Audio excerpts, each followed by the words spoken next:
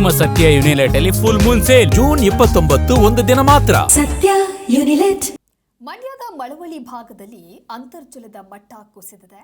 Pump set ನಂಬಿ ಕಬ್ಬು ಬೆಳೆದ ರೈತರು ಮಾತ್ರ ಈಗ ಕಂಗಾಲಾಗಿ ಹೋಗಿದ್ದಾರೆ. ಮಳವಳ್ಳಿ ಹಾಗೆ ಮದ್ದೂರು ತಾಲೂಕಿನಲ್ಲಿ ಒಂದು ರೀತಿ ಸಂಕಷ್ಟ ಇದೀಗ ಎದುರಾಗಿದೆ.